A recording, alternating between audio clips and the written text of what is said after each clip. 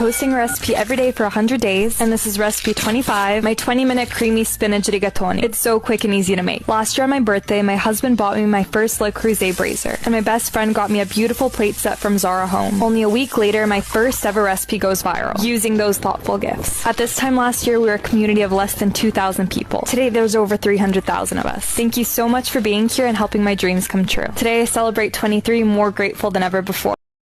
I'm posting a recipe every day for the next 100 days, and this is recipe number 1, my 30-minute tomato garlic rigatoni. There's actually 8 garlic cloves in this recipe, so you already know it's going to be bursting with flavor. Not to mention, it's the perfect time of year to make this comfort meal as we say goodbye to tomato season. The whole base of the sauce is juicy and sweet cherry tomatoes combined with the garlic creates such a fresh flavor. The reason we add wine is to deglaze the bottom of the pan. And never forget to add a little sugar to the tomato sauce to balance out the natural acidity of the tomatoes. All that's left to do is add heavy cream, some freshly chopped parsley, and let that sauce simmer and thicken before adding in the al dente rigatoni, and that is it. Make sure to screenshot the full recipe on my website. And let me know if you try it. That's one recipe down, only 99 to go. I'll see you tomorrow for day 2.